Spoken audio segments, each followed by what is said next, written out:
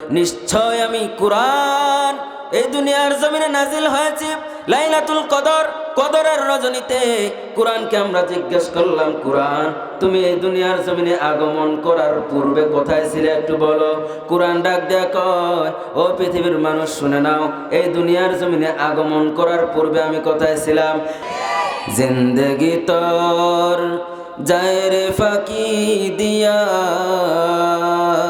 রে সোনার আদম, জিন্দেগি তোর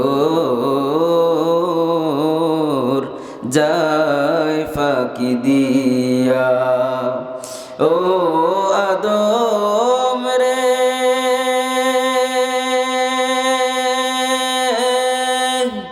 পাক ধরিয়া গেছে দাড়ি, দন্ত আছে গোটা চারি। আজরাইল সমন জারি গিয়াছে করিয়া রে। আলহামদুলিল্লাহ আলহামদুলিল্লাহি নাহমাদুহু ওয়া নাস্তাঈনুহু ওয়া নাস্তাগফিরুহু ওয়া নু'মিনু বিহি ওয়া নাতাওয়াক্কালু আলাইহি ওয়া নাউযু বিল্লাহি মিন শুরুরি আনফুসিনা ওয়া মিন সাইয়্যাতি আ'মালিনা। মান ইয়াহদিহিল্লাহু ফালা মুদিল্লা লাহু ওয়া মান ইউদ্লিলহু ফালা হাদিয়া লাহু। ওয়া নাশহাদু আন্না সাইয়্যিদানা ওয়া সানাদানা ওয়া হাবিবানা ওয়া মাওলানা মুহাম্মদ সাল্লাল্লাহু তাআলা আলাইহি ওয়া আলা আলিহি ওয়া আসহাবিহি ওয়া বারাকা ওয়া সাল্লামা তাসলিমান কাসীরান কাসীরা। الذي أرسله الله تعالى بالحق بشيرا ونذيرا وداعيا إلى الله بإذنه وسراجا وقمرا منيرا. أما بعد فقد قال الله تبارك وتعالى في كلامه المجيد وفي فرقان الحميد. أعوذ بالله من الشيطان الرجيم. بسم الله الرحمن الرحيم. وقالوا ربنا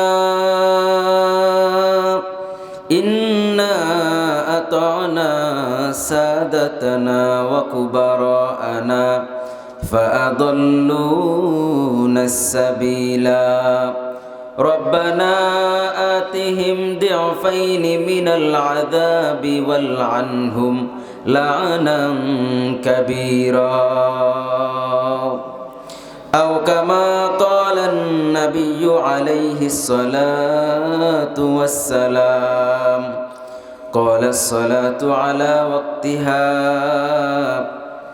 وصومت شهرها حفظت خروجها. وقال النبي صلى الله عليه وسلم سبحانك لا علم لنا إلا ما علمتنا إنك أنت العليم الحكيم. الحمد لمن قدر خيرا وخبالا. الحمد لمن قدر خيرا وخبالا. والشكر لمن صور حسنا وجمالا. والشكر لمن صور حسنا وجمالا.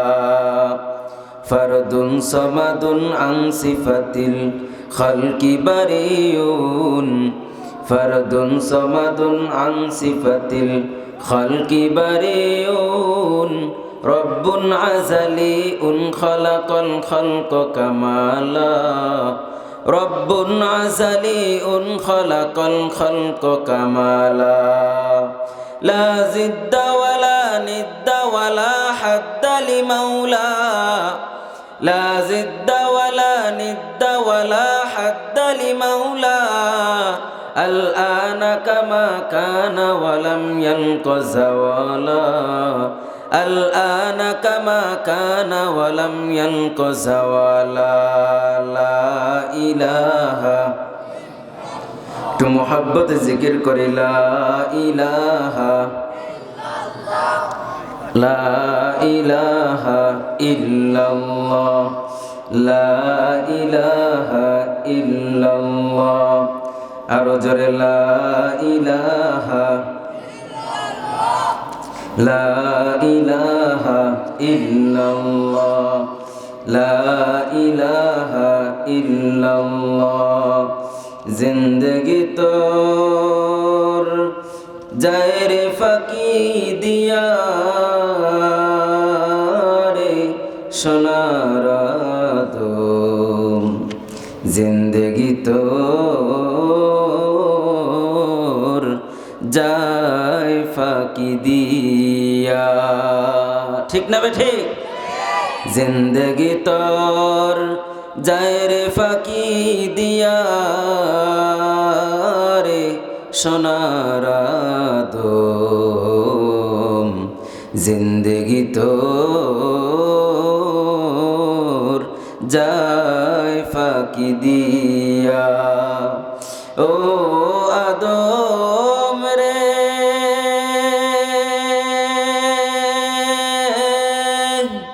পাক ধরিয়া গেছে দাড়ি দন্ত আছে গোটা চারি আজরাইল সমঞ্জারে গিয়াছে করিয়া রে ও আদম রে পাক ধরিয়া গেছে দাড়ি দন্ত আছে গোটা চারি আজরাইল সমঞ্জারে গিয়াছে করিয়া রে সোনার দম জিন্দগি তোর যায় ফাঁকি দিয়া জিন্দগি তোর যায় রে ফাঁকি দিয়া রে সোনার দম জিন্দগি তোর যায় ফাঁকি দিয়া ও আদম রে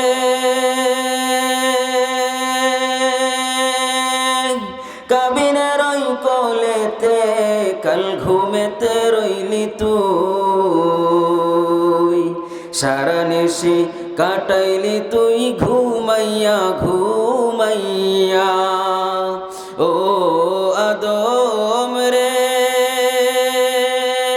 কাবিনের ওই কোলেতে কাল ঘুমেতে রইলি তুই সারা নিশি কাটাইলি তুই ঘুমাইয়া ঘুমাইয়া রে সোনার দম জিন্দগি তোর যায় ফাঁকি দিয়া জিন্দগি তোর যায় রে ফাঁকি দিয়া রে সোনার দম জিন্দগি তোর যায় ফাঁকি দিয়া জোরে জোরে বলেন না মারহাবা আলহামদুলিল্লাহ বালাহার জামে মসজিদের উদ্যোগে আয়োজিত আজকের এই তাফসিরুল কোরআন মাহফিলের আপনারা উপস্থিত হতে পেরে খুশি না বেজার? যদি হয়ে থাকেন খুশি আওয়াজটা দিতে হবে বেশি, পারবেন তো ইনশাআল্লাহ? একটু জোরে জোরে তাকবীর দিতে হবে। দেখা যাবে এই বালাহারের মুসলমানের ইমানের পাওয়ার কেমন। কি বলেন আপনারা? পরীক্ষা দিতে প্রস্তুত তো ইনশাআল্লাহ? আমি তিনটা তাকবীর দেব।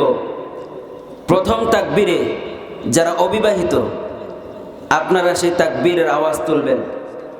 দ্বিতীয় তাকবীরে যারা অবিবাহিত তারা চুপ থেকে, যারা বিয়ে করেছেন মুরব্বী বাবাজিরা আছেন উনারা তাকবীরের জবাব দিবেন। তৃতীয় তাকবীরে বিবাহিত আর অবিবাহিত নাই, সবাই একসাথে আল্লাহর নামে তাকবীর দিবেন। রাজি আছেন তো ইনশাআল্লাহ? লিল্লাহি তাকবীর। যুবকের সাউন্ড এই পরিমাণে হইলে তো লজ্জার বিষয়। আমি আরেকবার বলছি, আরেকবার সুযোগ দেই। লিল্লাহি তাকবীর। মাশাআল্লাহ। এবার দেখা যাবে মুরব্বী বাবাজিদের পাওয়ার কেমন। এবার যুবক ভাইয়েরা চুপ থেকে, যারা বিবাহ করেছেন মুরব্বী বাপজানেরা একটু তাকবীরের আওয়াজ তুলবেন। পারবেন তো ইনশাআল্লাহ? একটু প্রস্তুতি নেন, গলা ছাড়ি দেন। লিল্লাহি তাকবীর। ওরে বাবারে, তো যুবকদেরকে ফেল করে ফেলছে, ঠিক কিনা? এবার যুবক ভাইয়েরা আর বিবাহিত অবিবাহিত সকলে মিলে দুইটা হাত উঁচু করে দিয়ে আমার আল্লাহ তাআলার তাকবীরের স্লোগান দিব, নারায়ে তাকবীর। মাশাআল্লাহ। আপনাদের আওয়াজ বোঝা যায় আসলে মাহফিল সুন্দর হওয়ার জন্য হাজার হাজার লক্ষ লক্ষ মানুষের প্রয়োজন হয় না। মনোযোগী কিছু শ্রোতা সামনে থাকলেই সুন্দর মাহফিল সুন্দর হয়ে যায়, ঠিক কিনা বলেন? আমি আপনাদের খেদমতে কুরআনে কারীম থেকে দুইটি আয়াতে কারিমা তেলাওয়াত করেছি।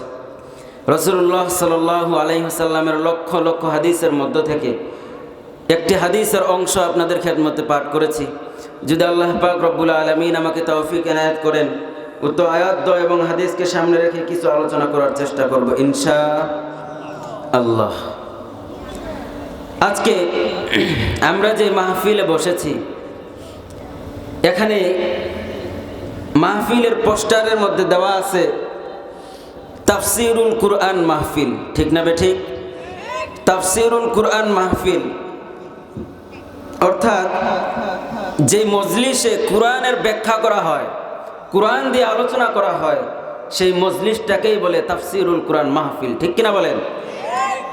তাহলে আমরা যে কিতাব নিয়ে আলোচনা করব, যে কিতাব আজকে আমরা যে কিতাবকে নিয়ে এই মাহফিলের ময়দান সুন্দরভাবে সাজিয়েছি, এই মাহফিল আমাদের তখন সার্থক হবে, তখন আমাদের এই মাহফিলের সার্থকতা হবে যখন আজকে এই মাহফিল থেকে কোরআনের কথাগুলো শুনে এবং আমল করতে পারবো, ঠিক না ঠিক বলেন? এক কান দিয়ে শুনলাম, আরেক দিক দিয়ে বের করে দিলাম, তাহলে মাঠের ওয়াজ মাঠে রেখে গেলে বাড়িতে যদি না নিয়ে যাই তাহলে আমাদের এই মাহফিল দিয়ে কোনো প্রকার উপকার হবে না, ঠিক না ঠিক বলেন? আজকে এই যে মাহফিল হাজার হাজার টাকা খরচ করে দিন রাত পরিশ্রম করে এই যে মাহফিলের আয়োজন করা হলো, এই মাহফিল থেকে যদি একজনও হেদায়েত হয়ে যায়, একজনের কপালে যদি হেদায়েত নসিব হয়ে যায়, আমি মনে করি আজকের এই মাহফিল সার্থক হয়ে যাবে, ঠিক না ঠিক বলেন? আর যদি আজকের এই মাহফিল থেকে কেউ হেদায়েত না হয়, আমি মনে করব এখানে যদি লক্ষ লক্ষ টাকা ব্যয় করা হয়, প্রত্যেকটা টাকা বিফলে চলে যাবে, ঠিক না ঠিক বলে? এজন্য কথাগুলো শোনার আগে সর্বপ্রথম দিলটাকে প্রস্তুত করতে হবে। কারণ আপনি কলসিতে পানি নেবেন, ট্যাপ ছেড়ে দিচ্ছেন একদিকে আর কলসি রেখে দিচ্ছেন আরেক দিকে, বলেন আজীবন যদি ট্যাপ ছেড়ে রাখেন আপনার কলসি কোনোদিন ভরবে? কোনোদিনও ভরা সম্ভব না। কারণ আপনার কলসি তখন ভরবে যখন সেই কলসি ট্যাপের নিচে রাখবেন, টিউবওয়েলের মুখের বরাবর রাখবেন, তারপরে টিউবওয়েল ঠাসলেই কিছুক্ষণের মধ্যে আপনার কলসি ভরে যাবে, ঠিক না ঠিক বলেন? এজন্য অল্প আমলেই নাজাতের জন্য যথেষ্ট হয়ে যায়। আল্লাহ রাসূল বলেছেন আখলিস দীনাকা ইয়াকফিকাল আমালুল কলিল। নাজাতের জন্য অনেক আমল লাগে না, নাজাতের জন্য অল্প আমলেই যথেষ্ট হয়ে যায়, ঠিক কিনা বলেন? কিন্তু দরকার হলো আখলিস দীনাক, অন্তরটাকে খাঁটি করতে হবে, ঈমান খাঁটি করতে হবে, দিন খাঁটি করতে হবে।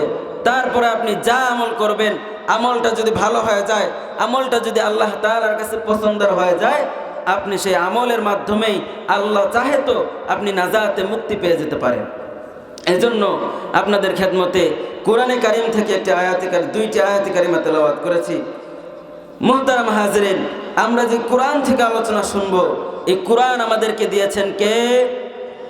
আর একটু আওয়াজ দিয়ে বলেন, এই কোরআন আমাদেরকে দিয়েছেন কে? আল্লাহ তাআলা আমাদেরকে কোরআন দিয়েছেন। কেন কোরআন দিলেন? আমাদেরকে তো আল্লাহ তাআলা রসুল প্রেরণ করেছেন, তারপরেও আল্লাহ তাআলা কোরআন প্রেরণ করার দরকার কি? আল্লাহ তাআলা তো যুগে যুগে নবী রাসূল প্রেরণ করলেন, যুগে যুগে আল্লাহ পাক রব্বুল আলামিন উলামায়ে একরাম পাঠায় দিলেন, পথ প্রদর্শক পাঠায় দিলেন, তারপরেও আল্লাহ তাআলা কেন কোরআন নাজিল করলেন? কারণ সাধারণ একটা ছোট্ট দৃষ্টান্ত যদি আপনাদেরকে দেই, সাধারণত আমরা বাজারে মোবাইল ফোন কিনি না? মোবাইল ফোন কেনার সময় দেখবেন মোবাইলের সাথে একটা বাক্স থাকে, একটা বক্স থাকে, এবং এই বক্সের ভিতরে কিছু মোবাইলের দরকারি কিছু জিনিসপত্র সেখানে থাকে, এবং সেই বক্সের মধ্যে ছোট্ট একটা বই থাকে কি থাকে না? ছোট্ট একটা বই থাকে, সেখানে বাংলা, হিন্দি, ইংরেজি, উর্দু, ফার্সি, চাইনিজ, এরকম 7-8টা ভাষায় একই কথা বারবার লেখা থাকে। কিন্তু আপনি যখন মোবাইল ফোনটা বাজারে কিনতে যাবেন, কিনতে যাওয়ার সময় আপনাকে সেখানকার যারা মোবাইলের দোকানদাররা থাকে, তারা কিন্তু আপনাকে সুন্দরভাবে বুঝায় দিবে, স্যার এই জিনিসটা করলে এটা হয়, মোবাইলের এই ফাংশনগুলো আছে, এই নতুন ফিউচারগুলো আছে, এগুলো যদি আপনি মেনে চলেন মোবাইল আপনি সুন্দরভাবে চালাইতে পারবেন। তারপরেও এত সুন্দরভাবে বুঝায় দেওয়ার পরেও ওই মোবাইলের একটা ছোট্ট একটা বই দেওয়ার কারণ কি?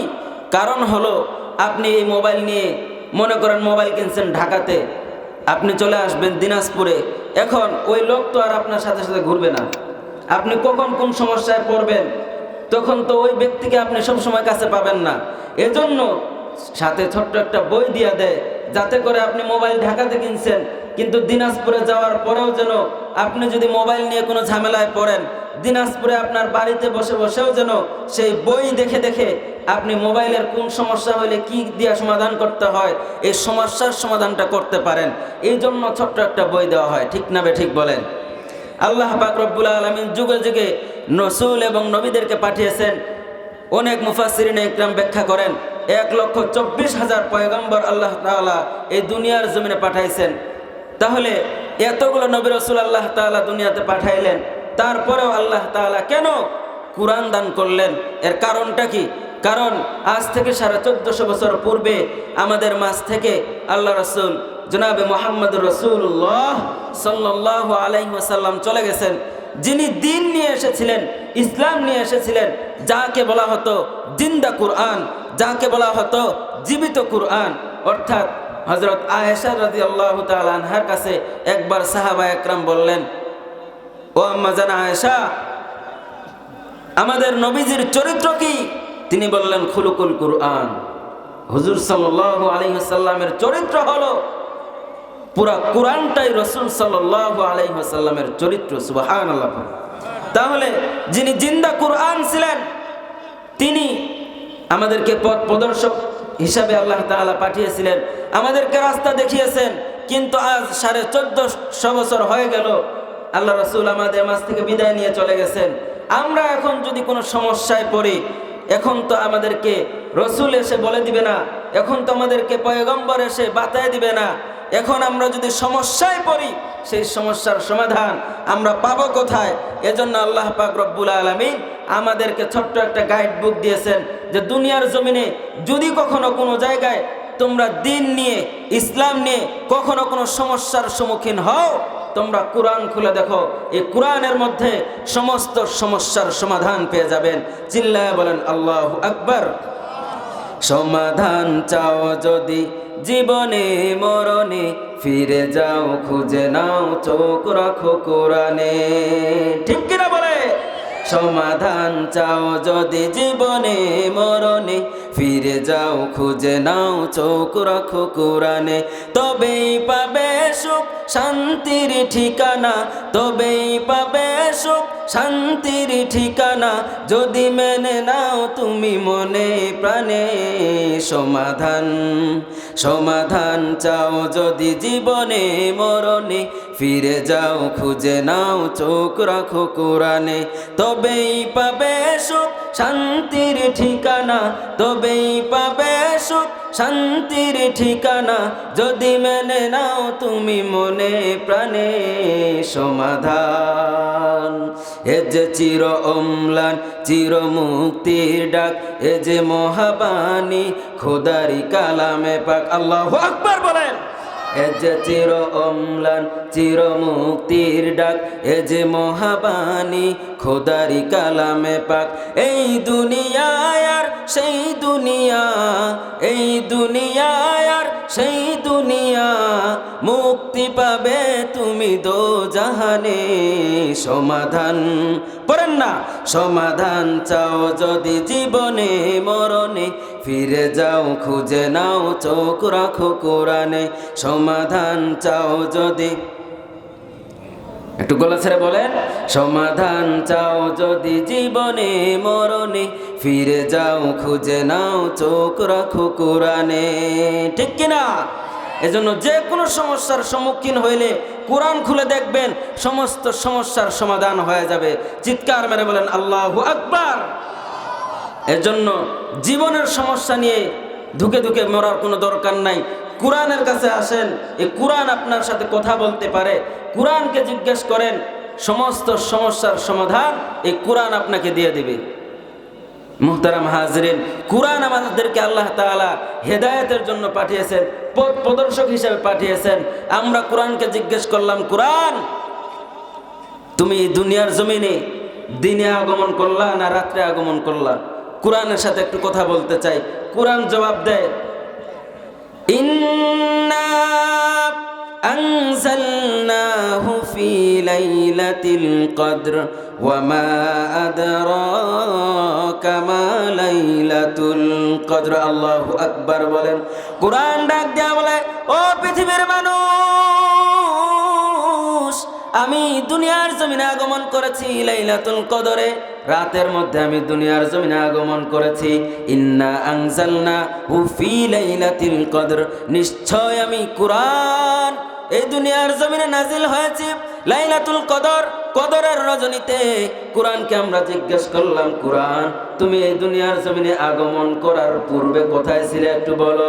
কোরআন ডাক দেয়া কয়, ও পৃথিবীর মানুষ শুনে নাও, এই দুনিয়ার জমিনে আগমন করার পূর্বে আমি কোথায় ছিলাম?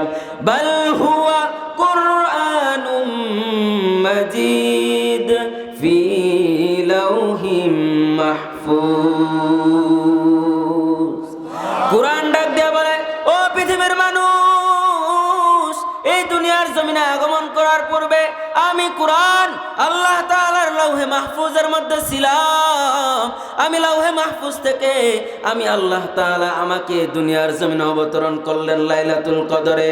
লাইলাতুল কদরে আমি কার উপর অবতীর্ণ হইলাম? কার উপর অবতীর্ণ হইলাম? কোরআন এবার ডাক দেয়া বলে, কোরআনকে যদি কেউ জিজ্ঞেস করে, কোরআন তুমি কার উপর অবতীর্ণ হয়েছ বলো?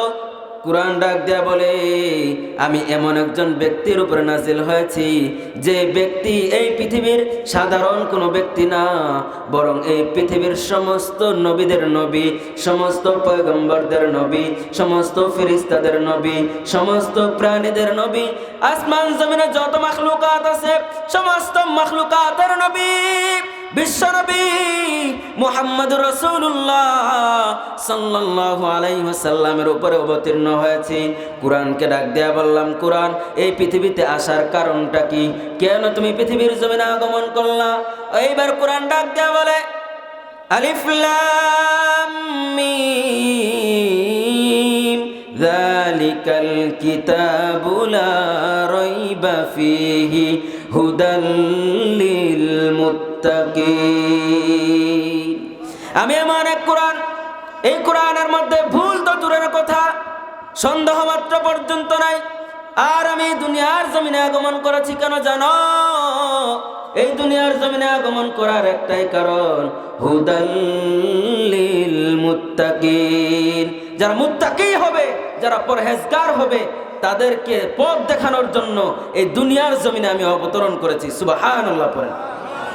মুহতারাম হাজিরিন, এজন্য এই কোরআনকে যারা অনুসরণ করবে, যারা কোরআনকে অনুসরণ করবে, অনুকরণ করবে, কোরআন তাদেরকে নিয়ে জান্নাতে যাবে। কোরআন যাদেরকে মানবে, কোরআন কোরআনকে যে ব্যক্তি অনুসরণ করবে, অনুকরণ করবে, কোরআন ওই ব্যক্তির জন্য শাফায়াত হয়ে যাবে। হাদিসের মধ্যে আল্লাহ রাসূল বলেন, আল কুরআনু হুজ্জাতুল লাকা আও আলাইক। কোরআন হলো এমন একটা গ্রন্থ, এই কোরআন কোনো ব্যক্তিকে জান্নাতে নিয়ে যাবে, কোনো ব্যক্তিকে জাহান্নামে ঠেলে দিবে। হাদিসের ব্যাখ্যায় সাহাবা একরাম আরজ করলেন, ইয়া রাসূলুল্লাহ, এটা কেমন কথা? কোরআন মানুষকে জান্নাতে নিয়ে যায়, আবার কোরআন কেমনে মানুষকে জাহান্নামে নিয়ে যায়? সাহাবা একরামের প্রশ্নের জবাবে বিশ্বনবী জবাব দেয়া দেয়, ও দুনিয়ার আমার সাহাবা একরাম শুনে নাও, এই কোরআন মানুষকে কেমনে জান্নাতে নেয়, কোরআন মানুষকে কেমনে জাহান্নামে নেয়?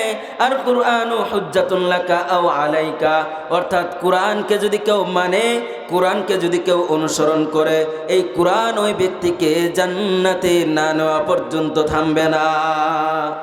এক কাপ চা, একটা বিড়ি আর একটু চানাচুর আর পান সিগারেট খাওয়ার জন্য এই তো সময় তো চলে আসছে, ঠিক না ঠিক?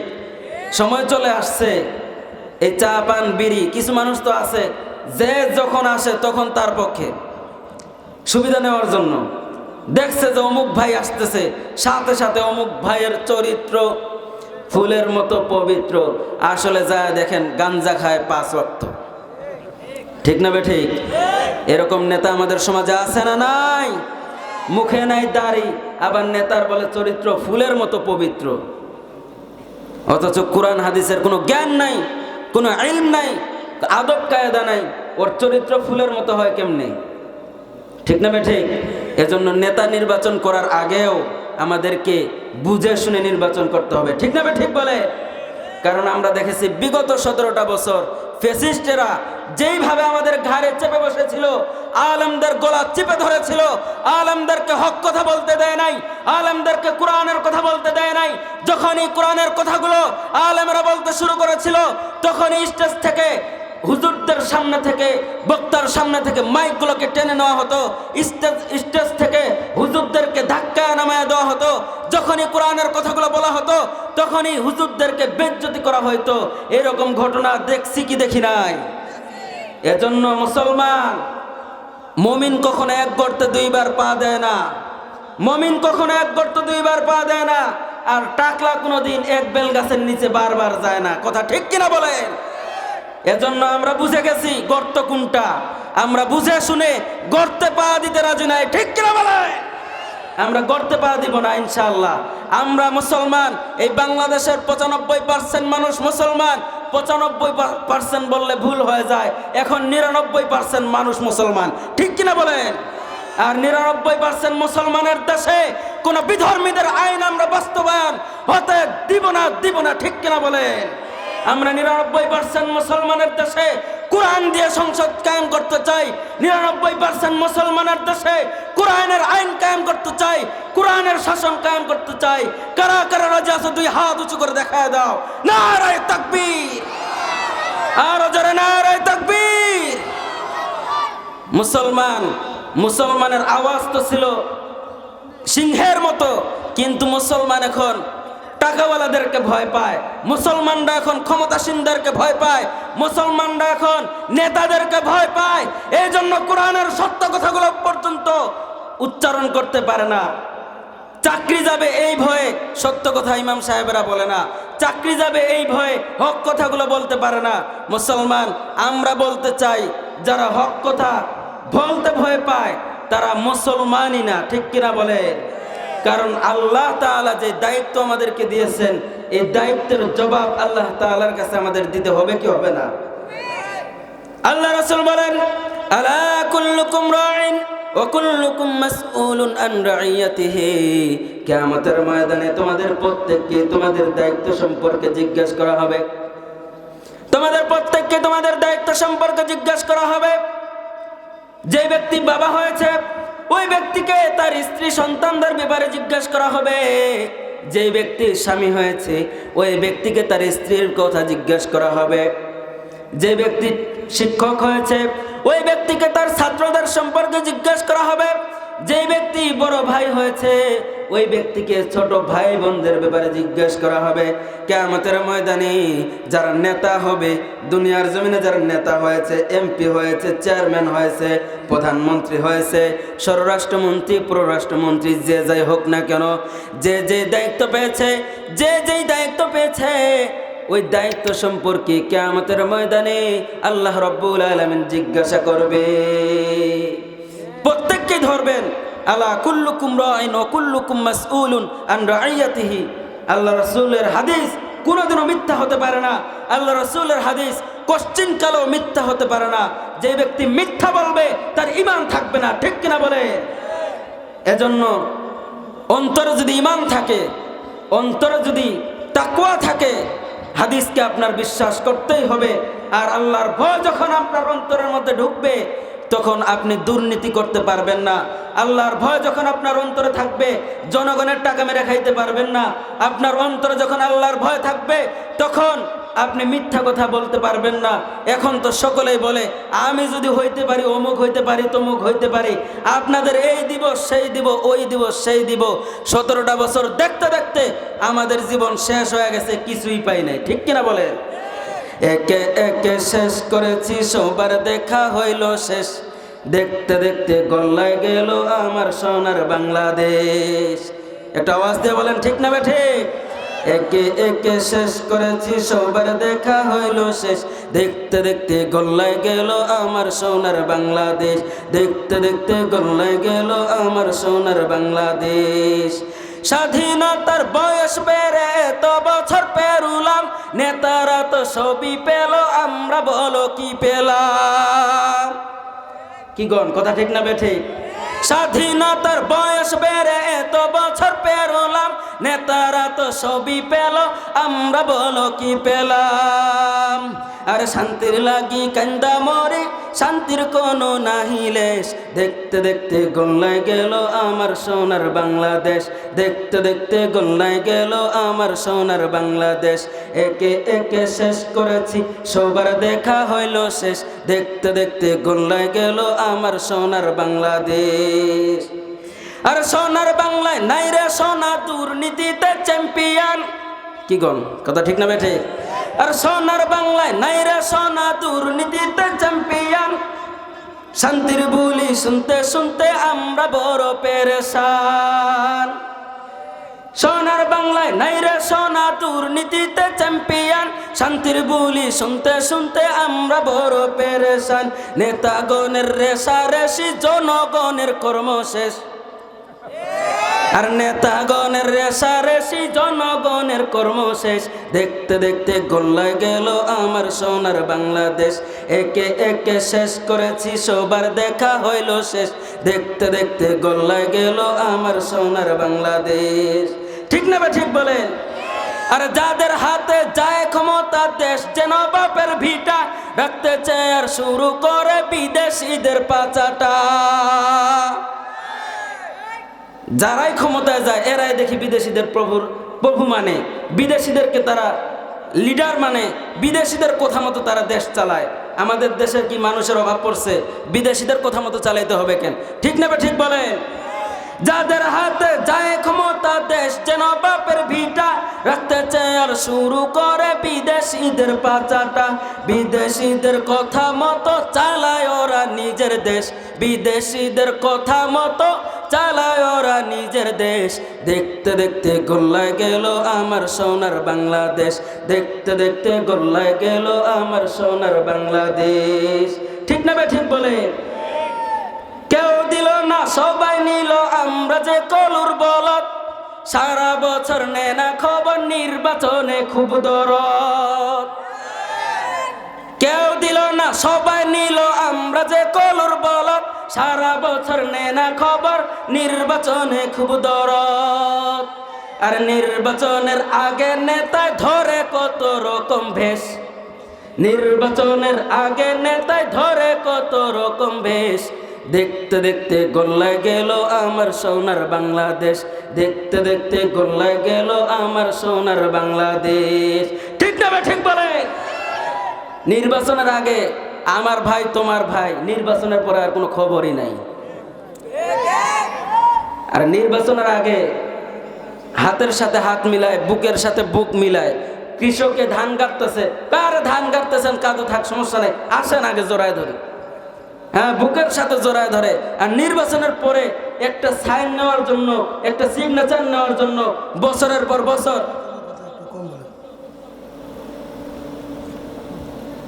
আমরা কি এখানে দুনিয়াবি কোনো রাজনীতি বলতেছি? কোরআনের রাজনীতি আছে না নাই? আল্লাহ রাসূল সাল্লাল্লাহু আলাইহি সাল্লাম দেশ চালিয়েছেন কি চালান নাই?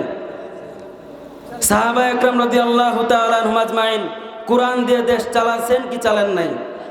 তাহলে সাহাবা একরাম রাজনীতি করেন নাই? হ্যাঁ, রাজনীতি করেন নাই? যে ব্যক্তি মনে করবে সাহাবা একরাম রাজনীতি করে নাই, আল্লাহ রাসূল রাজনীতি করে নাই, বুঝতে হবে তার ঈমান নাই। মুহতারাম হাজরিন, এজন্য আমাদের ঈমানের সমস্যা, এটা হলো মেইন সমস্যা। অন্তর যদি ঠিক না থাকে, অন্তর হলো পুরা মানুষের বডির মেইন ইঞ্জিন হচ্ছে অন্তর। গাড়ির ইঞ্জিন যদি খারাপ থাকে, যতই তেল ঢালেন চালু হবে না। মানুষের অন্তর যদি ঠিক না থাকে, আপনি যত ওয়াজ শুনেন ফায়দা হবে না, ফায়দা হবে না। বিগত 17 বছর লাঠির বাড়ি খাইছেন, সামনে আরো 20 বছর খাবেন, প্রস্তুতি নেন। কি কোন ঠিক না বেঠিক? মুহতারাম হাজিরিন, এজন্য আমরা কাউকে ইঙ্গিত করেও কিছু বলতে চাই না। চোরের মন পুলিশ পুলিশ, যে চুরি করে সে মনে মনে ভাবে যে মনে হয় আমারই খুঁজতেছে, মনে হয় পুলিশ দেখলেই মনে করে যে মনে হয় আমারই খুঁজতেছে। যাই হোক মুহতারাম হাজিরিন, আমার কথায় যদি কেউ কষ্ট পায় তাতে আমার কোনো যায় আসে না, কারণ আমি আল্লাহ তাআলার পক্ষ থেকে দায়িত্ব নিয়ে কথা বলছি। আমি আল্লাহর দায়িত্ব নিয়ে কথা বলছি। কিয়ামতের ময়দানে আমাকে জিজ্ঞাসা করা হবে, আলা কুল্লুকুম রাঈন ওয়া কুল্লুকুম মাসউলুন আন রাইয়াতিহি। দুনিয়ার জমিনে তোকে আলেম বানাইছিলাম, কোরআনের জ্ঞান দিয়েছিলাম, খালি মাথায় পাগড়ি আর টুপি আর লম্বা জামা পরে ঘুরলেই আলেম হওয়া যায় না। হক কথা বলার নামই হচ্ছে আলেম, ঠিক কিনা বলেন? যে আলেম হক কথা বলতে পারে না তাকে আলেম বলা চলে না, তাকে জালেম বলা চলে। তার চাইতে বড় মূর্খ আর জাহেল এই পৃথিবীতে কেউ হতে পারে না, ঠিক না বা ঠিক বলেন? এজন্য মুহতারাম হাজিরিন, আলেম শুধু লম্বা জামার নাম না, আলেম হলো হক কথা বলার নাম। আলেম হলো, আরে অনেক ইতিহাস তো আপনারা জানেন, কোন আলেম কালিমা বিক্রি করে রুটি রুজি পায়, আর কেউ ওই কালিমার জন্য আবার জেলখানায় যায়। এরকম ঘটনা আছে না নাই? অনেকজন দেখবেন জেলখানা চাকরি করে। হ্যাঁ, যারা ফাঁসির আসামি, যাদেরকে মৃত্যুদণ্ড দেওয়া হয়, এদেরকে যখন ফাঁসির কাস্টে ঝুলাবে তার কিছুক্ষণ পূর্বে ওই আসামিকে ডাক দিয়া বলা হয়, আচ্ছা আপনার কি কোনো শেষ ইচ্ছা আছে কিনা? আপনার শেষ ইচ্ছা কি আছে না নাই? জিজ্ঞাসা করে যে আপনার শেষ ইচ্ছা কি? তা বলে আমার এই ইচ্ছা। কেউ তো জীবনের মায়াই নাই, আর ইচ্ছা দিয়ে কি হবে? কোনো ইচ্ছা নাই। তো মৃত্যুর মুহূর্তে যখন ওই ফাঁসির মঞ্চে উঠাবে, তার আগে কালো একটা টুপি পরায় দেওয়া হয়। ওই কালো টুপি পরায় দেওয়ার আগে ওই একজন সরকারি কর্মকর্তা, এক হুজুর আয়েশা বলে, পড়েন আমার সাথে লা ইলাহা ইল্লাল্লাহু মুহাম্মাদুর রাসূলুল্লাহ। বলে ভাই আপনি যে কালিমা আমারে পড়াইতেছেন, ওই কালিমা প্রচার করতে গিয়া আজকে আমি ফাঁসির মঞ্চে। আপনি যেই কালিমা বিক্রি কইরা, যেই কালিমা আমারে পড়াইয়া আপনি সরকারি বেতন পান, ওই কালিমা প্রচার করতে গিয়া আজকে আমি জেলখানায় ফাঁসির মঞ্চে ঝুলতেছি। আপনার কালিমা আর আমার কালিমার মধ্যে পার্থক্য আছে না নাই? যারা কালিমা বিক্রি করে খাইতে পারে এরা সমাজের মধ্যে ভালো, আর যারা কালিমা হক কথা বলতে চায় তখন তারা আসামি হয়ে যায়, তখন তারা মানুষের সামনে খারাপ হয়ে যায়। ভালো মানুষের সমাজে কোনো দাম থাকে না, এটাই স্বাভাবিক, এটাই বাস্তব। মুহতারাম হাজিরিন, আমি বলতেছিলাম, আমি আপনাদের খেদমতে 2টা আয়াতে কারিমা তেলাওয়াত করেছি। এই 2টা আয়াতের মধ্যে প্রথম আয়াতে আল্লাহ তাআলা বলেন, ওয়াকালু রব্বানা ইন্না আতানা সাদাতানা ওয়া কুবারানা ফাআদাল্লুনাস সাবিলা।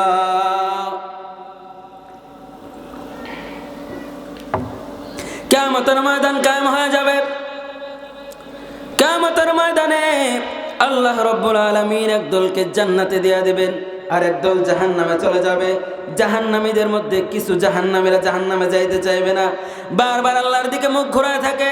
আল্লাহ ডাক দিয়ে বলে, ও জাহান্নামীর দল, কেন জাহান্নামে যাইতে চাও না বলো? এইবার ওই জাহান্নামীরা ডাক দেয়া বলবে, আল্লাহ আমরা তো জাহান্নামে যাইতেছি, কারণ আছে। কারণটা হইল দুনিয়ার জমিনে আমরা নামাজ পড়ি নাই, আমরা রোজা রাখি নাই, কিন্তু আমাদেরকে নামাজের কথা কোনোদিন আমাদেরকে বাপ মা বলে নাই।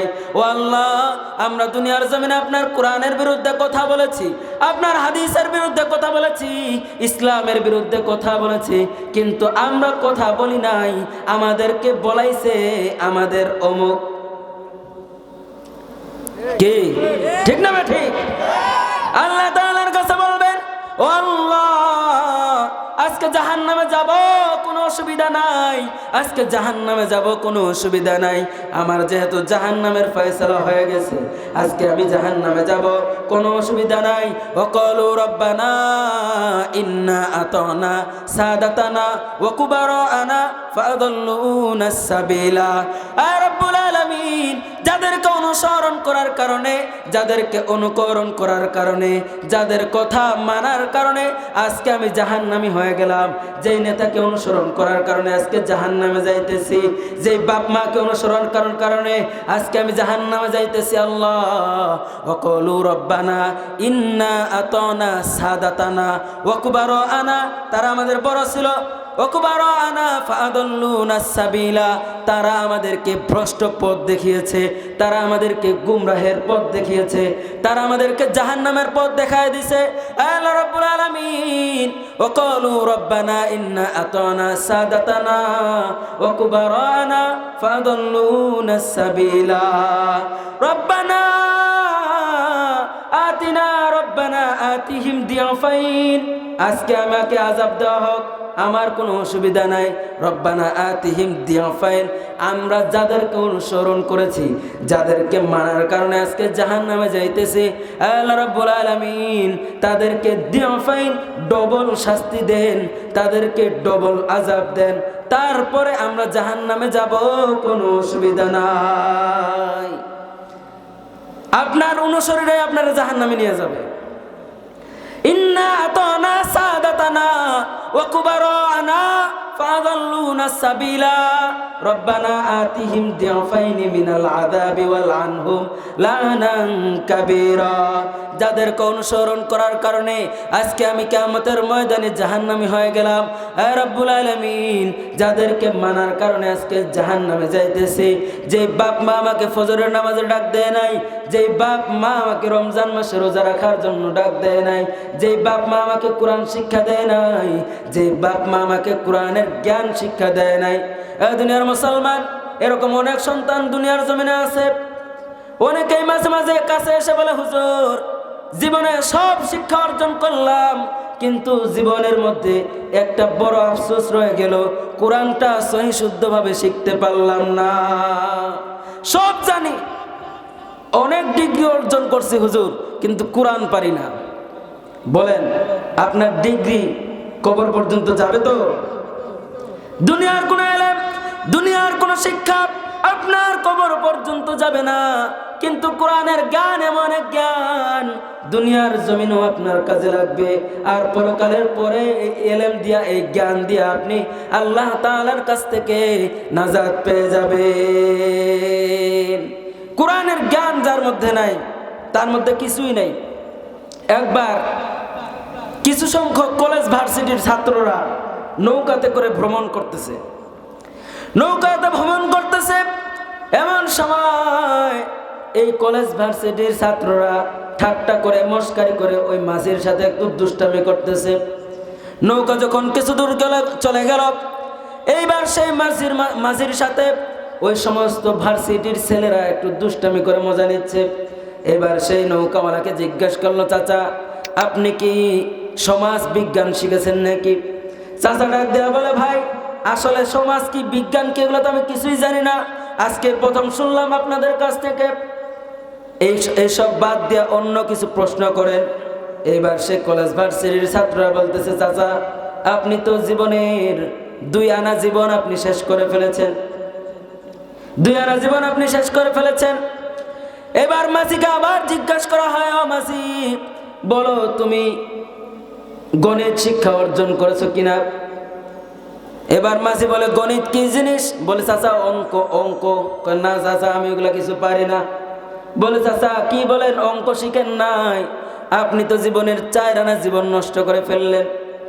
এইবার আবার ওই মাঝিকে বলা হলো, ও মাঝি ভাই, বলেন আপনি ইতিহাস শিক্ষা অর্জন করেছেন কিনা? ইতিহাস জানেন কিনা বলেন? এইবার মাঝি বলে, না ইতিহাস আমি জানি না, আমি মূর্খ সূর্খ মানুষ। এইবার সেই মাঝিকে ওই সমস্ত ভার্সিটির ছেলেরা দুষ্টামি করে বলতেছে, ও মাঝি ভাই, আপনার জীবনের সব, আপনি তো 6 আনা জীবন আপনি শেষ করে ফেলেছেন, আপনি কিছুই জানেন না। এমন সময় কথা বলতে বলতে নৌকাটা নদীর মাঝখানে চলে গেল। এমন সময় নদীর মাঝখান থেকে তরঙ্গ শুরু হয়ে গেল, ঝড় শুরু হয়ে গেল, তুফান শুরু হয়ে গেল। ডান থেকে ঝড় চলে আসতেছে, নৌকা এরকম ভাবে দুলতেছে।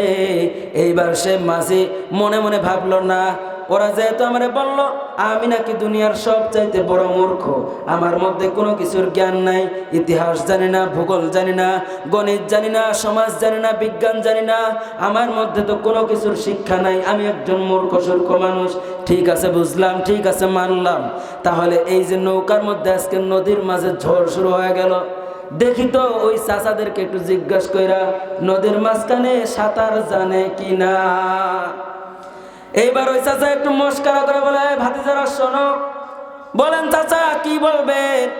ভাতিজাদেরকে এবার বলতেছে, শোনো ভাতিজারা, যে পরিমাণে ঢেউ শুরু হয়ে গেল নদীর মাঝখানে, যে পরিমাণে ঝড় শুরু হয়ে গেল, মনে হয় না বেশিক্ষণ আমরা টিকতে পারবো। নৌকা যেহেতু ছোট, যে কোনো সময় কিন্তু নৌকা ডুবে যাবে। বলো ভাতিজারা, তোমরা কি সাঁতার জানো? চাচারে কয়, চাচা এটা আবার কি জিনিস? সাঁতার কি?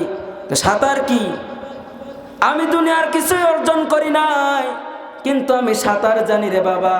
আমার নৌকা ডুইবা গেলেও আমি কিন্তু সাঁতরায় নদীর কিনারায় যাইতে পারবো। আর তোমরা দুনিয়ার সব অর্জন করেছো, কিন্তু সাঁতার জানো না। আজকে নদীর পানি খাইতে খাইতে তোমাদেরকে মরতে হবে। ঠিক কিনা বলেন? নদীর পানি খাইতে খাইতে মরতে হবে, আজকে বাঁচার কোনো উপায় নাই। এবার বলতেছে কারণ কি? দৃষ্টান্তটা হলো এরকম যে কোরআন আর হাদিসের জ্ঞান হলো এমন একটা জ্ঞান, সাঁতারের মতো। আমরা হুজুররা হয়তো বাংলা ইংরেজি একটু কম পারি, তাই বলে সমাজের কিছু মানুষ এরা মনে করে হুজুররা মনে হয় কিছুই পারে না। আরে বেটা 2 টাকার মৌলবি, এই গরু জবাই করার সময় একটু লাগবে, বাপ মা মরে গেলে তখন একটু গোসল দেওয়ার জন্য আর জানাজার সময় হুজুরের একটু দরকার আছে, আর 3 দিন পরে একদিন দোয়া করতে হবে কবরস্থানে যাইয়া, ওই সময় হুজুরের একটু দরকার আছে, ওই সময় একটু হুজুরের দরকার আছে। আর হুজুরের কোনো দরকার নাই, আর একটু দরকার আছে, মাঝে মাঝে তেল পোড়া পানি পোড়া হুজুরের কাছে নিতে হয়। মেডিকেল ফেল করছে, ডাক্তার ফেল করছে, বড় বড় হসপিটাল থেকে ফেরত দিছে, হুজুর শেষ ভরসা, আল্লাহ ভরসা, কোরআন দিয়ে একটা ফু দিয়া দেখেন তো হয় কিনা। তাও আবার ফ্রি ফু, মানে কোনো টাকা পয়সা নাই আর কি। হাসপাতালে 50,000 60,000 লাখ টাকা ফুরায় আসছে, অথচ হুজুরের কাছে ফু নিয়ে যায়। একবার কয় না, হুজুর আসেন বাড়িতে একটু নাস্তা করে যান। নাস্তা তো দূরের কথা, পানিটা পাওয়া মাত্র দেড় দৌড়। হুজুরের আর কে চিনি? ঠিক না বে ঠিক? হুজুররা আজকে সমাজের সবচাইতে বড় অবহেলিত। আমরা হুজুররাও বলতে চাই, চান্দুরা মনে করছো দুনিয়ার বড় বড় ডিগ্রি অর্জন করে সব তোমরা অর্জন করে ফেলেছো, আর আমরা হুজুররা দুনিয়াবি এলেম অর্জন করি নাই বলে আমরা পানিতে ডুবে গেছি। না না, কিয়ামতের ময়দানে তোমরা ডুইবা পানি খাইবা, আমরা হুজুররা কোরআনের জ্ঞান দিয়া সাতরাইয়া আল্লাহর জান্নাতে চলে যাব। ঠিক কিনা বলে? ওই সময় হুজুরের পাও ধরে মাপ চাইতো যে হুজুর আমার একটু নিয়ে যান। এজন্য মুসলমান ইমানদার ভালো করে শুনবেন, আপনি আলেম হতে পারেন নাই কিন্তু আলেমের সাথে মহাব্বত রাখছেন। আপনি কোরআনের হাফেজ হতে পারেন নাই কিন্তু কোরআনের হাফেজের সাথে আপনার মর্যাদা আছে, আপনার সম্পর্ক আছে। আল্লাহ তাআলা কিয়ামতের ময়দানে আপনার সম্পর্ক হাফেজের সাথে থাকার কারণে, আপনার সম্পর্ক কোরআনের সাথে থাকার কারণে, আপনার সম্পর্ক আলেমের সাথে থাকার কারণে ওই আলেম জান্নাতে যাবে। জান্নাতে যাওয়ার সময় আশেপাশে তাকায় দেখবে কে আমারে ভালোবাসতো, মনে পড়বে ওই যে আমার বালাহারের চাচা, ওই যে আমার বালাহারের দাদা আমারে খুব মহব্বত করতো, ভালোবাসতো। নিজে আলেম না কিন্তু আলেমকে ভালোবাসতো। আজকে কিয়ামতের ময়দানে আমি জান্নাতে যাব আর আমার চাচা জাহান্নামে যাবে, আমার ওই দাদা জাহান্নামে জাহান্নামে যাবে, এটা আমি হুজুর কোনোদিনও বরদাস্ত করব না। আমি একা একা জান্নাতে যাব না, আমার ওই দাদাকে নিয়ে জান্নাতে যাব, আমার ওই চাচাকে নিয়ে জান্নাতে যাব। এই জন্য মুসলমান নিজে হুজুর হতে পারেন নাই, হুজুরদেরকে ভালোবাসেন, নিজে আলেম হইতে পারেন নাই, আলেমদেরকে মোহাব্বত করেন। নিজে কোরআনের হাফেজ হইতে পারেন নাই, কোরআন পড়তে জানেন না, কিন্তু কোরআনের সাথে আপনার যদি সম্পর্ক হয়, এই কোরআন আপনাকে কিয়ামতের ময়দানে সুপারিশ করে জান্নাত পর্যন্ত নিয়ে যাবে। এজন্য আল্লাহ রাসূল বলে, আল কুরআনু হুজ্জাতুন লাকা আও আলাইকা, এই কোরআন তোমাদেরকে হয়তো জান্নাতে নেবে অথবা তোমাদের বিপক্ষে আল্লাহর আদালতে সাক্ষী দিবে। এ মুসলমান ইমানদার, সামনে রমজান মাস চলে এসেছে, নুজুলে কোরআনের মাস, কোরআন নাজিলের মাস, অথচ অনেক মুসলমান আছে কোরআনের কোন অক্ষরটারে কি বলে এটাও জানে না, কোরআন সহি শুদ্ধ করে পড়তে জানে না, কোরআন ভালোভাবে পড়তে জানে না। এ মুসলমান, অনেক মানুষ মনের মধ্যে দুঃখ নিয়ে, আফসোস নিয়ে, মনের মধ্যে একা একা ঘরে বসে বসে কান্না করে, দরজা আটকায় দিয়া, আয় আল্লাহ, আমার বাপ মা যদি আমাদের ছোটবেলায় একটু কোরআনটা শিক্ষা দিত, আমার বাপ মা যদি আমাদেরকে ছোটবেলায় একটু মাদ্রাসায় পাঠাইতো, যদি আমরা কোরআনটা একটু শিক্ষা করতে পারতাম, আল্লাহর কালামটা যদি একটু পড়তে পারতাম। ও মুসলমান, অনেক মানুষ আমাদেরকে মাঝে মাঝে আমাদের সাথে কথা বলে, শুনে বুকটা ফেটে যায়। অনেক বড় বড় ডিগ্রি অর্জন করেছে, কিন্তু কোরআনটা পড়তে পারে না। বাপ মারা গেছে, জানা যায় কোন তাকবীরে কি দোয়া পড়তে হয় তাও জানে না। এক মুসলমান ইমানদার সন্তান বিদেশে থাকে, মাসে মাসে লক্ষ লক্ষ টাকা ইনকাম করে, বাবা মারা গেছে দেশে, হঠাৎ করে বাবা মারা যাওয়ার পরে ছেলে এবার বিদেশ থেকে আসছে বাবার জানাজা পড়ার জন্য। বাবার জানাজা পড়ার জন্য আসছে, ছেলের চোখে কোনো পানি নাই। ইমাম সাহেব জানাজা পড়ায় দিছে। জানাজা পড়ার পরে লাশ যখন কবরের মধ্যে রাখবে, এমন সময় ওই সন্তান হাউমাউ করে কান্নাকাটি আরম্ভ করে দিয়েছে। হুজুর ডাক দিয়ে বলে, ও বাবা, তোমার বাপ মারা গেল, তোমার চোখে পানি দেখি নাই, তোমার বাপরে গোসল করাইলাম, চোখে পানি দেখি নাই, তোমার বাপের জানাজা পড়লাম, চোখের মধ্যে পানি দেখি নাই গো। কিন্তু আজকে তোমার বাবাকে যখন কবরের মধ্যে রেখে মাটি দেওয়া হচ্ছে, এই সময় তুমি হাউমাউ করে কাঁদছো কেন? ওই সন্তান ডাক দেয়া বলে, হুজুর, ও হুজুর, আমার চোখে পানি, আমার বুকটা ফেটে যাচ্ছিল, কিন্তু চোখে পানি আসতেছিল না। কিন্তু আমার বাবাকে যখন কবরে রেখে মাটি চাপা দিয়ে আমি যখন বাড়ির দিকে রওনা হয়ে যাব হুজুর, আমার মনের মধ্যে একটা কষ্ট। আমার বাবা লক্ষ লক্ষ কোটি কোটি টাকা আমার পিছনে খরচ করে আমাকে বড় ডিগ্রি অর্জন করায় দিল, আমারে মাস্টার পাস করায় দিল, আমারে MBBS ডক্টর বানাইলো, আমারে উকিল বানাইলো, জজ বানাইলো, ব্যারিস্টার বানাইলো, সমস্ত দুনিয়ার শিক্ষা আমার দিল। কিন্তু আমার বাবা মারা গেল। আমার জানাজার নামাজে বাবার জানাজায় প্রথম তাকবীরে কি বলতে হয়, দ্বিতীয় তাকবীরে কি বলতে হয়, তৃতীয় তাকবীরে কি বলতে হয় জানি না। আমার বাবারে আমি জানাজা পড়লাম, মনের মধ্যে আমার বুকটা ফেটে কান্না আসতেছে গো হুজুর, আমার বাবার জানাজা পড়তেছি কিন্তু কিছুই জানি না। তখনও পর্যন্ত চোখে পানি আসে নাই। আমার বাবার লাশটা যখন কবরে রাখলাম, সবাই দোয়া পড়ে, হাসি মুখে আমার বাবারে বিদায় দিয়া দেয়। আমার বাবারে চিরতরে বিদায় দিয়া আমি যখন বাড়ির দিকে রওনা হয়ে যাব, আমার মনের মধ্যে কষ্ট। আমার বাবা যদি আমার দুনিয়ার জমিনে একটু কোরআনটা শিক্ষা দিত। ও বাবা, তুমি সব শিক্ষা দিলা, কিন্তু কোরআনটা তুমি আমারে শিক্ষা দিলা না। সব শিক্ষা দিলা, কিন্তু হাদিস তুমি আমারে শিখাইলা না। নামাজ কেমনে পড়তে হয় আমারে শিখাইলা না। আমার কেমনে রোজা রাখতে হয় শিখাইলা না। রমজান মাসে রোজা রাখার জন্য বাপ মা শেষ রাইতে সেহরি খাওয়ার জন্য উঠে। এমন সময় মা ডাক দেয়া বলে, আমার সন্তানটারে একটু ডাক দাও, রোজা রাখার জন্য একটু ডাক দাও। বাপ ডাক দেয়া বলে, না, এখনো রোজা রাখার বয়স হয় নাই, শরীর শুকায় যাবে। এ মুসলমান ইমানদার, নিজে বাঁচলেই শুধু হবে না। আল্লাহ রাসূল যা বললেন, আলা কুল্লুকুম রাইন ওয়া কুল্লুকুম মাসউলুন আন রাইয়াতিহি, তোমাকে কিয়ামতের ময়দানে আল্লাহ তাআলা কাঠগড়ায় দাঁড় করায় দিবে। আল্লাহ তাআলা বলবে, ও আব্দুর রহমান, ও বালাহারের আব্দুল সাত্তার, কাঠগড়ায় দাঁড়ায় যাও। তুমি তো 5 ওয়াক্ত নামাজ পড়ছো? বলে, জি পড়ছি। তুমি তো নামাজ পড়ছো, তোমার সন্তানটা নামাজ পড়ছেনি, তোমার মেয়েটা নামাজ পড়ছেনি, তোমার স্ত্রী পর্দায় থাকছেনি? বলো। এইবার ধরা খেয়ে যাবে, বলবে না আল্লাহ আমার সন্তান তো নামাজ পড়ে নাই। বলছে তুমি কি তোমার সন্তানটার নামাজের জন্য ডাক দিছো? বলে না আল্লাহ ডাকি নাই। তোমার স্ত্রীকে পর্দা করার জন্য আদেশ করছো? আল্লাহর কাছে বলবে না আল্লাহ আমার স্ত্রীকে আমি আদেশ করি নাই। এ মুসলমান ইমানদার, আজকালকার মা বোনেরা স্বামীর কথা শুনতে চায় না, স্বামীকে অমান্য করে, স্বামীর সাথে বেয়াদবি করে। এ মুসলমান, স্বামীর সাথে বেয়াদবি করার কারণে অধিকাংশ নারীরা জাহান্নামে যাবে। ঠিক না বে ঠিক বলেন? খোঁজ নিয়ে দেখেন অনেক মানুষই সুখে শান্তিতে নাই। এক নাম্বার কারণ হলো স্বামীর কথা শুনে না।